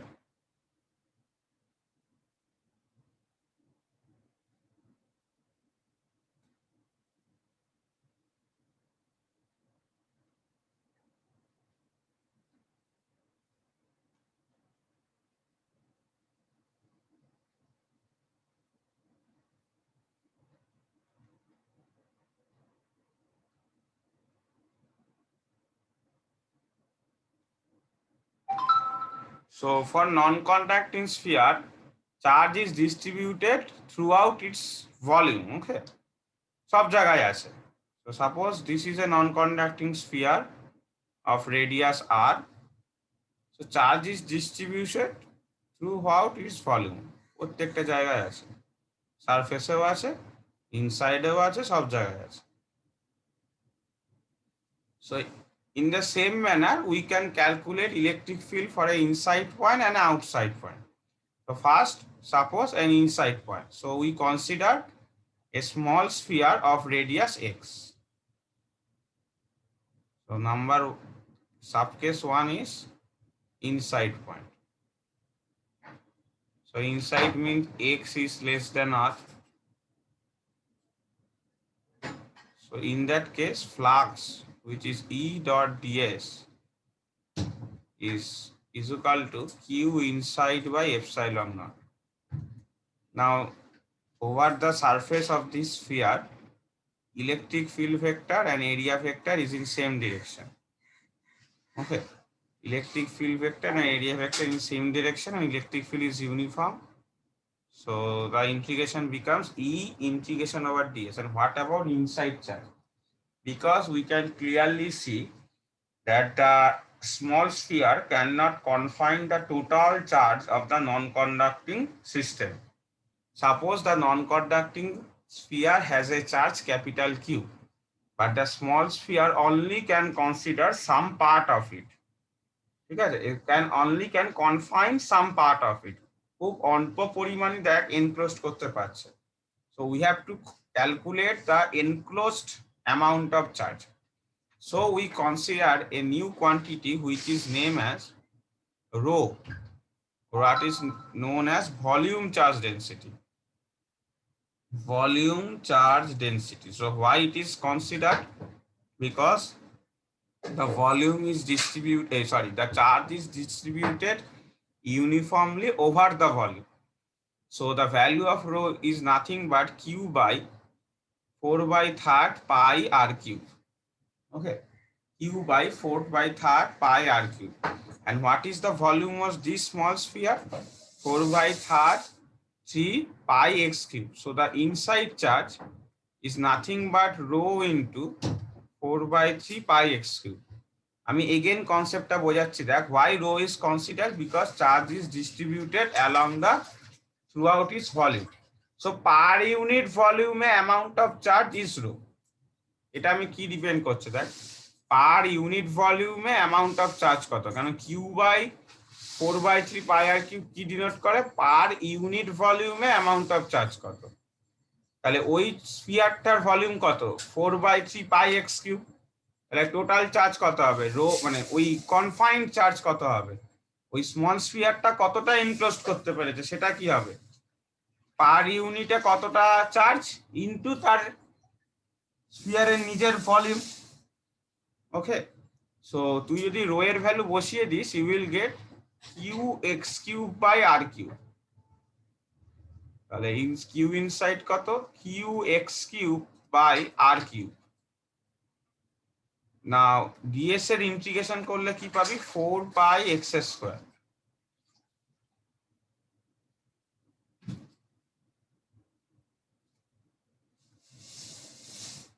So the value of electric field becomes 1 by 4 pi epsilon naught qx by r cube. So you can easily see that is electric field is proportional to x. Electric field is directly proportional to x. So first inside case কর, then we will go to the outside case.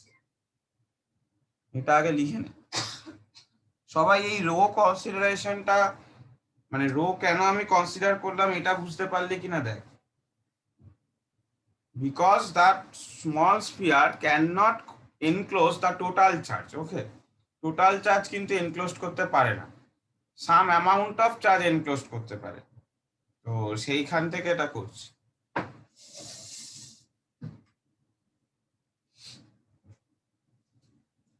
So we have to find out the amount of charge enclosed by the small sphere.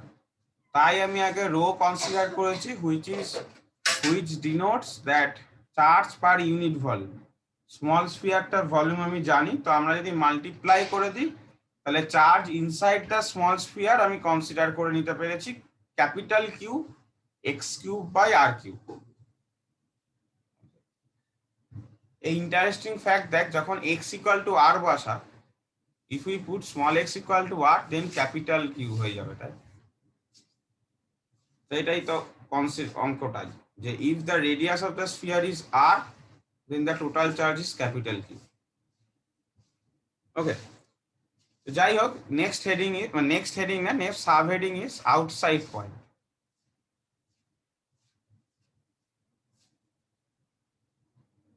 So in case of outside, we again consider a bigger sphere which have a radius greater than r.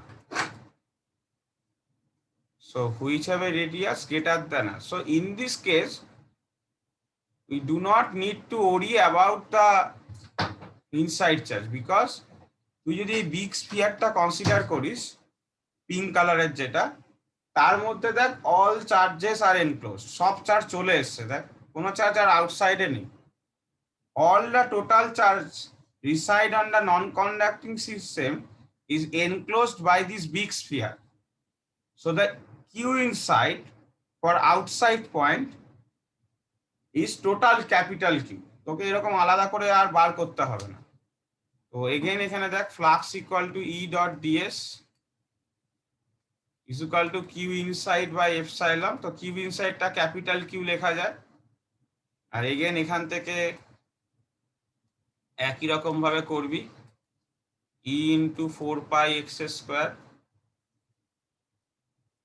তাহলে electric ফিল্ডের value আসছে 1 by 4 pi epsilon naught capital Q by x square.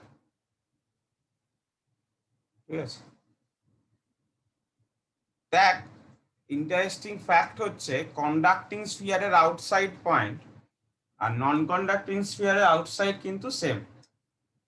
Conducting স্ফিয়ারের outside point আর non conducting স্ফিয়ারের আউটসাইডের যে expression that is same, that is 1 by 4 pi epsilon not capital Q by x square.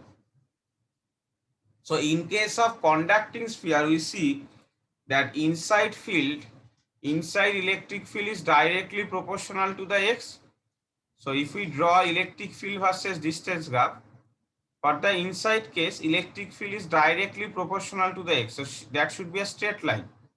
Here electric field is directly proportional to the distance x, and in the outside point electric field is proportional to 1 by x square. So এখানেও গ্রাফটা থেকেও দেখতে পাচ্ছিস, দেখ conducting আর non conducting এর outside পার্টটা similar নেচারের, কিন্তু কন্ডাক্টিং এ ইনসাইডে 0 ছিল, so there will be no value, বা নন কন্ডাক্টিং এ কিন্তু ইনসাইডে একটা ভ্যালু পাবো।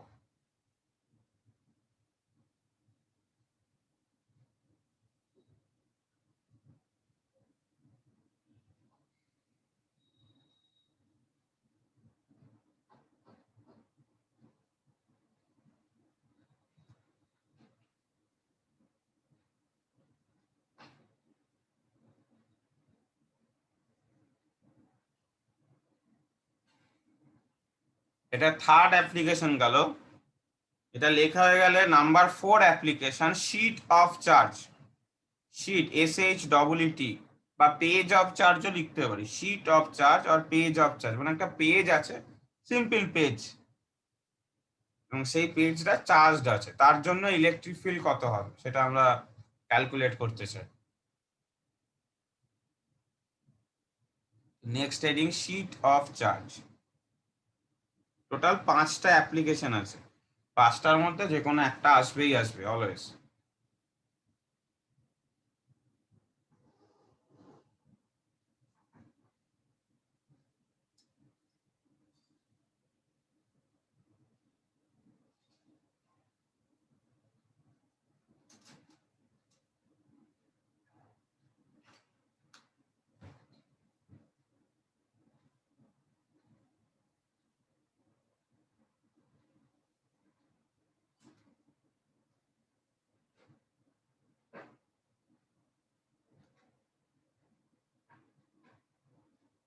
সাপোজ একটা শিট আছে, প্লেন শিট, যে প্লেন শিটটা charged fully, so we have to calculate the electric field due to it.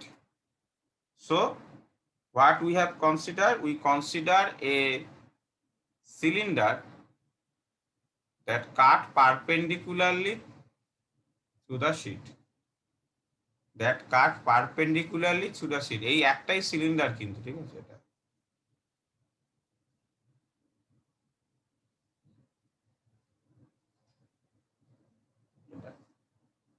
So upper view যদি দেখিস ব্যাপারটা এরকম, যে এই একটা সিলিন্ডার আছে, বাট দ্য অনলি সেকশন, এই সেকশনটা কাট করতে পারছে, তো only this section enclose the charges, only this section enclose the charges, because this the shaded region, this shaded region denotes the plane sheet. Plane sheet এ যা যাই charge থাকুক না কেন সেটা এইখানে আছে। ওকে, তো আমরা দেখ কি কনসিডার করতে পারি এই জায়গায়। এখানে এগেন আমরা সিলিন্ডারটার 3টে সারফেস, মানে দুটো সার্কুলার সারফেস আর একটা কার্ভ সারফেস। এইখানে যে সার্কুলার সারফেসটা আছে, ইলেকট্রিক ফিল্ড এইদিকে বসানো একটা +1 চার্জটা এখানে আছে শুধু, বুঝতে পারছিস তো? এই জায়গায় আছে প্লাস চার্জকে এখানে বসালে ইলেকট্রিক ফিল্ডটা রাইট ওয়ার্ডসেই থাকবে, আর এরিয়া ভেক্টরটাও সেম দিকে।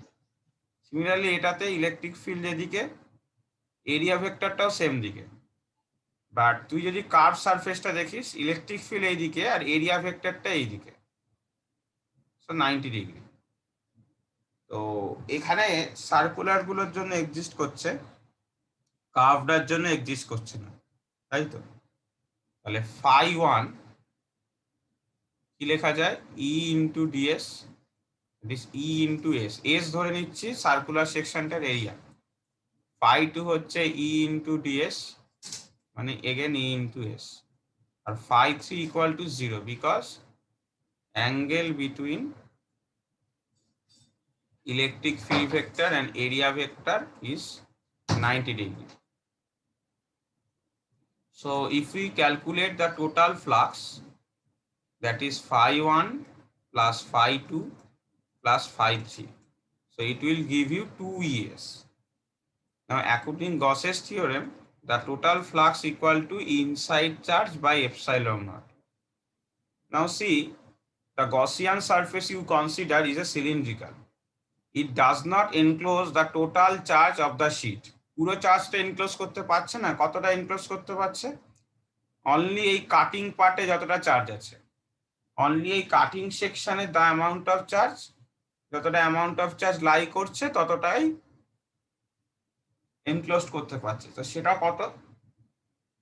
সেটা sigma into S by epsilon naught, where sigma is surface charge density. Surface charge density. Why we consider surface charge density? Because it is a plane sheet. এখানে এটা একটা plane sheet আছে বা plane paper আছে। যেহেতু একটা plane paper বা plane sheet, তাহলে it is not 1 dimensional, it is not 3 dimensional, it is 2 dimensional. তো 2 ডাইমেনশনাল সারফেস চার্জ ডেনসিটিকে কি বলা হতো? Surface charge density.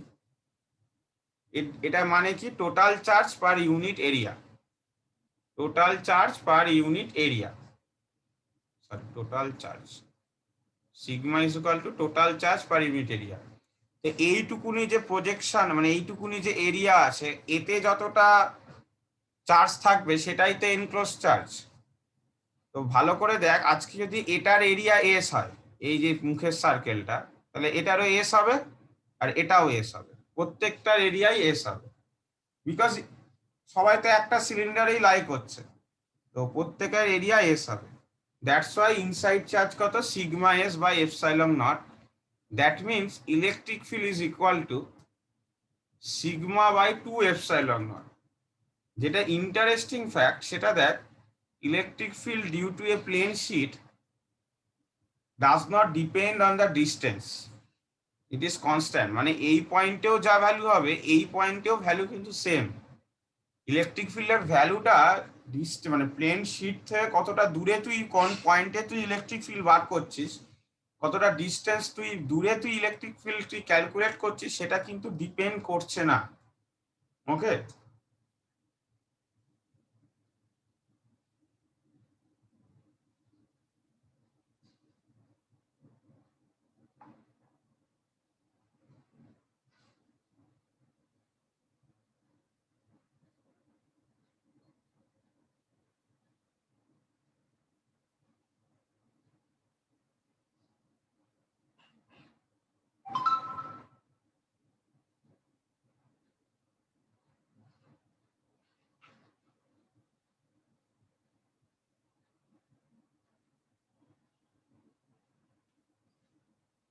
so the last application, এটা লেখা হয়ে গেলে হেডিং কর conducting slab. The last application is conducting slab.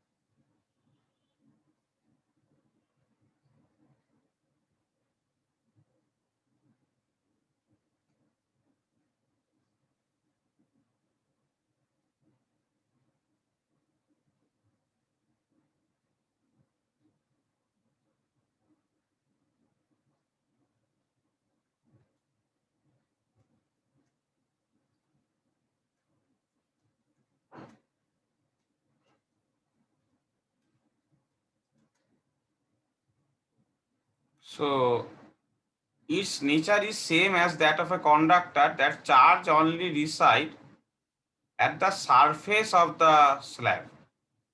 That means ধরে নে এই জায়গায় শুধু থাকবে, মানে এই সারফেসে থাকবে, বুঝতে পারছিস? এইখানটা থাকবে আর এই দিকের যে সারফেস আছে, মানে তুই যদি একটা বুক কনসিডার করিস, বই ভাবিস, বইয়ের যে দুটো সারফেস আছে সেই দুটো সারফেসে মানে সব থেকে বড় যে দুটো সারফেস আছে অনলি সেই দুটো সারফেসে চার্জ আছে। ওকে, শুধু সারফেস গুলোতে চার্জ আছে। So now we consider a cylinder in this manner. তাহলে এটাকে দেখ আমরা এইভাবে কনসিডার করতে পারি যে এই যে একটা প্লেন শিট, যেখান থেকে একটা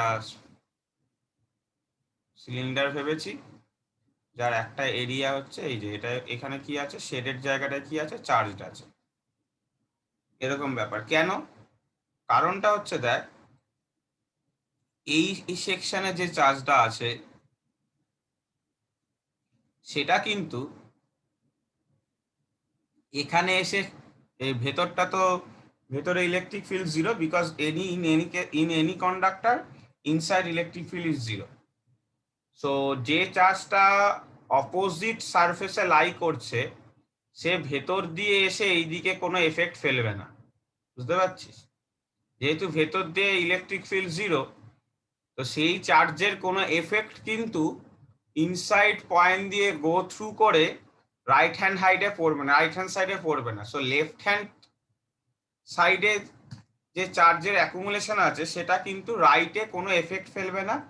in the same manner right হ্যান্ডে যে চার্জ অ্যাকুমুলেশন আছে সেটা কিন্তু লেফট হ্যান্ডে কোনো এফেক্ট ফেলবে না। Is this clear or not? Sir আরেকবার বুঝবেন? হ্যাঁ, মানে দাঁড়া, একটা বই দেখায় তাহলে বুঝতে পারবি। সাপোজ এইটা হচ্ছে এই স্ল্যাবটা, এই স্ল্যাবের চার্জটা ভালো করে দেয় এই সারফেসে আছে আর এই সারফেসে আছে, এই দুটো সারফেসে আছে, আর কোথাও নেই। কন্ডাক্টিং স্ল্যাব মানে এইটা, যে এই সারফেসে থাকবে না এই সারফেসে। তো এই চার্জটা এই দিকে এফেক্ট বা ইলেকট্রিক ফিল্ডের জন্য কন্ট্রিবিউট করবে। এইখানে যে চার্জটা আছে সেটা এই ভেতর দিয়ে পাস করে, মানে এই বুকের ভেতর দিয়ে পাস করে এই দিকে কোনো এফেক্ট ফেলবে না, বিকজ ভেতরে কোনো ইলেকট্রিক ফিল্ড লাই করতে পারে না, কন্ডাক্টর তো। ইন দ্য সেম ম্যানার এই সাইডে যে চার্জরা আছে তারা এই দিকে কন্ট্রিবিউট করবে, এই দিকে লেফট এই দিকে কন্ট্রিবিউট করতে পারবে না। বোঝা গেল? হ্যাঁ স্যার। ওকে, সো আমরা যদি দেখি তাহলে এখানে দেখ শুধু দুটো সারফেস আছে। কোনটা কোনটা? মানে যে কোনো একটা, মানে আমি যদি এখানেও কিন্তু সিলিন্ডার ভাবতে পারি, বুঝতে পারছি? এইদিকেও আর একটা ওই সিলিন্ডারটা আছে যেখানে এইটা চার্জ। তো আমরা যদি কনসিডার করি এখানে দুটো সারফেস কি, যে ইলেকট্রিক ফিল্ড যেদিকে, এরিয়া ভেক্টর সেদিকে, আর এখানে যদি দেখি ইলেকট্রিক ফিল্ড আর এরিয়া ভেক্টর 90 ডিগ্রিতে। আর এইখানে সার্কুলারটা তো ধরবো না, কারণ এটাতেই তো চার্জ আছে, এটাতেই তো চার্জটা আছে, রিসাইড লাই করছে। তাহলে φ1 টা হচ্ছে E integration DS, that means E into S, and φ2 টা হচ্ছে 0, কেন? অ্যাঙ্গেলটা 90 ডিগ্রি। তাহলে টোটাল ফ্লাক্স কত? ইএস, ইএস প্লাস 0 করলে ইএক্স পাবো। তো total flux equal to total inside charge by epsilon naught. Total inside charge মানে কত? Again sigma into S. In the same fashion, because we consider the surface only, দেখ শুধুমাত্র সারফেসেই charge ডিস্ট্রিবিউশনটা আছে, তো that's why we are considering the surface charge density. So E is equal to sigma by epsilon naught for a conducting slab. So for a non-conducting sheet, the value is sigma by 2 epsilon naught. আর conducting শীটের জন্য sigma by epsilon not.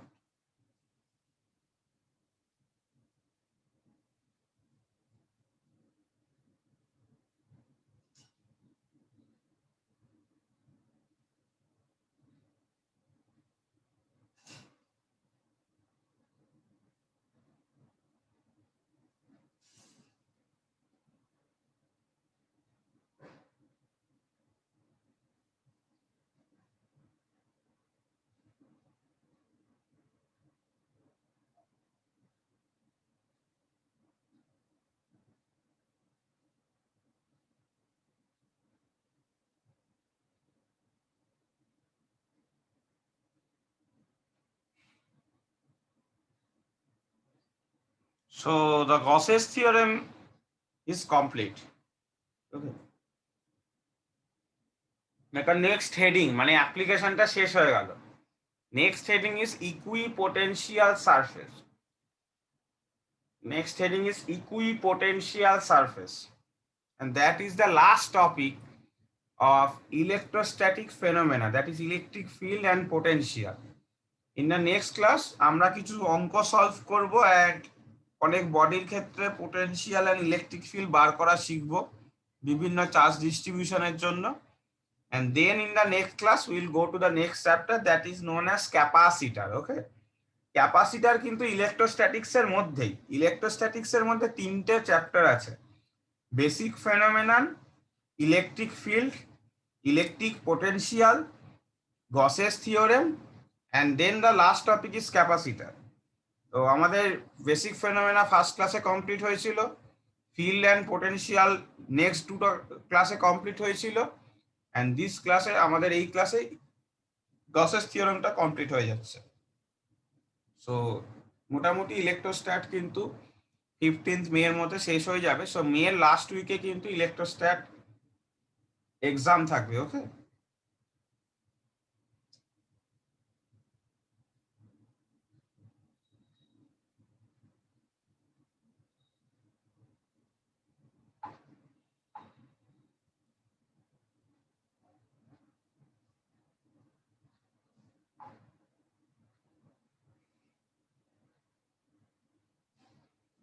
Okay, the next heading is equipotential surface. So from the name you can see that the potential is constant.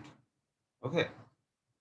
So in case of what is equipotential surface, the surface where potential at every point remains constant is known as equipotential surface. So if I have to give an example of a equipotential surface, then we can consider, suppose there is a charge Q. Then if we consider a sphere around it, then at this point, what is the value of potential? 1 by 4 pi epsilon naught q by r, because the distance is r. In the similar manner, এই পয়েন্টেও potential সেমই হবে, কেন দেখ same distance দূরেই আছে। Similarly এখানেও তাই হবে। তো any spherical surface around A point charge is a equipotential surface. বুঝতে পারলি? তো first write down the definition. The surface where potential is constant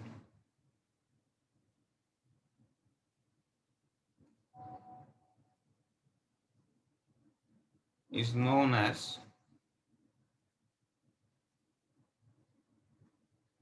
equipotential surface.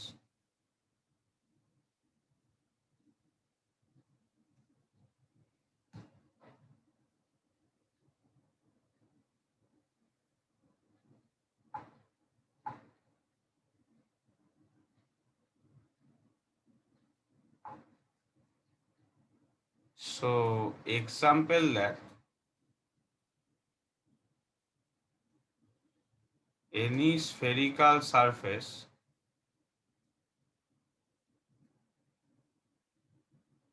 around a point charge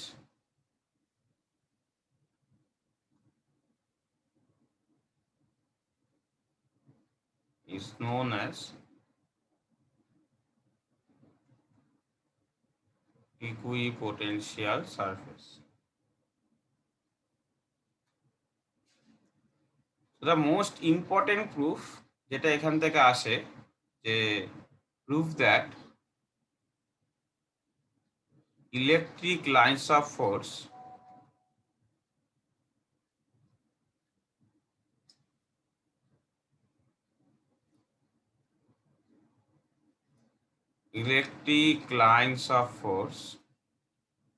cut equipotential surface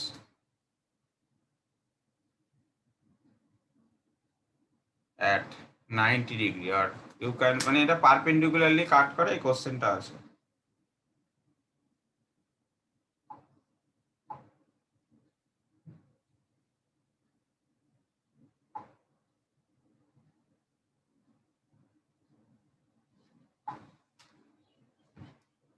so আমরা কি consider করছি দেখ। So suppose there is a equipotential surface, এইরকম আছে।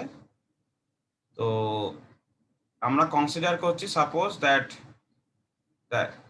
at any point there is a 2 points, so A and B, which are very close to each other on the equipotential surface, and the distance is dl. Yes, and at this point the electric field make an angle theta with the area vector ds.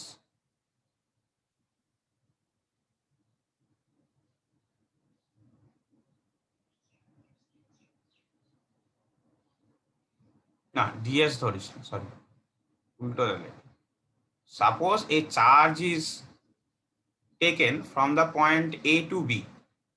ওকে, একটা চার্জকে, small Q চার্জকে এ থেকে B এর দিকে আনা হচ্ছে। So the displacement vector, so the angle between displacement vector DL and electric field is theta.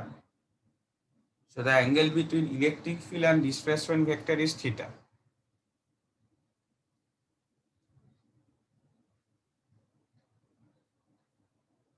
So a charge is taken from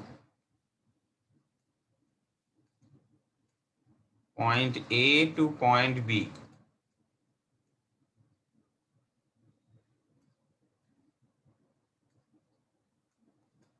So work done এর formula কি লেখা যায়?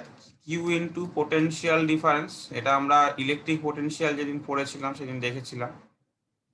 So which will be given by 0 because potential at A point is potential at B point. This is the basic properties of a equipotential surface.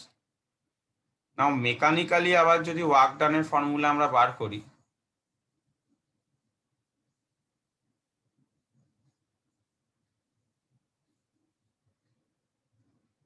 again work done কে কি লেখা যায় বল? F dot dl, সেটা 0, তাহলে F মানে কত? Q into E dot dl is equal to 0. That means QE into dl into cos theta is equal to 0. তো বাকি ভ্যালুগুলো তো 0 হতে পারে না, cos theta 0 হতে পারে। That means theta equal to 90 degree. So the electric field vector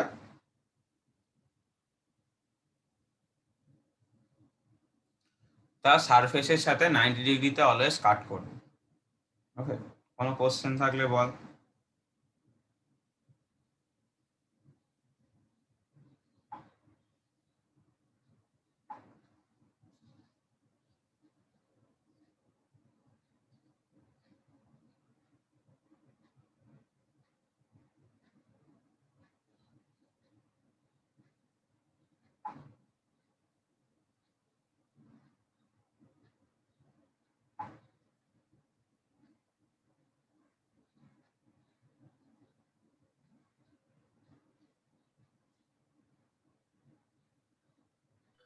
sir এখানে এই ডায়াগ্রামটায় A টু B যে পয়েন্টে যাচ্ছে, স্যার ইলেকট্রিক ফিল্ড আর এই এরিয়ার ভেক্টরটা মানে এরিয়া না, ডিসপ্লেসমেন্ট ভেক্টর মানে লেন্থ A থেকে dl denotes the small line segment A and B. Sir এখানে মানে এটা ইন্টারসেক্ট হয়ে যাচ্ছে, মানে এটা তো ইন্টারসেক্ট কখনো হবে না। না না, এই তো ব্যাপারটা এরকম, ধরে নে A আর B এই দুটো পয়েন্ট, তাহলে আমি A থেকে B তে নিয়ে যাচ্ছি, so the displacement vector is এটা, ঠিক আছে? আর in this point electric field ধরে নে এইরকম আছে, অ্যাঙ্গেল বিটুইন কারা ইন্টারসেক্ট করবে না, কি বলছিস বল? মানে স্যার এই যে মানে ইলেকট্রিক ফিল্ড লাইনটা যেটা ইন্টারসেক্ট করছে, আমি ওটার কথা বলছি। কেন করবে? মানে তুই ডিএল এর সাথে যে ইন্টারসেক্ট করছে এটা বলছিস? স্যার মানে electric field line sir intersect করে না কখনো, ওটাই আমি মিন করতে চাইছি। না, দুটো electric lines of force intersect করে না, এখানে তো দুটো ইলেকট্রিক লাইন্স নেই, এইটা তো ডিসপ্লেসমেন্ট ভেক্টরটাকে ডিনোট করছে, ডিএলটা এই ডিরেকশনটা, আচ্ছা আর স্যার, এইটা ইলেকট্রিক ফিল্ড। ওকে, ওটা তো লাইন্স অফ ফোর্স না, ডিএলটা লাইন্স অফ ফোর্স না, ডিএলটা এমনি ডিসপ্লেসমেন্ট। আচ্ছা স্যার, ঠিক আছে। ওকে, সো আমাদের কিন্তু ইলেকট্রোস্ট্যাটিক্সটার বেসিক চ্যাপ্টার কিন্তু complete. Okay, so in the next day will do some problems, আর আমি ওইগুলো মেলাবো। তো ততদিন যারা এখনো জমা দিসনি, সোমনাথ করিসনি, অনেকেই করিসনি, তারা করে ফেলো, ঠিক আছে?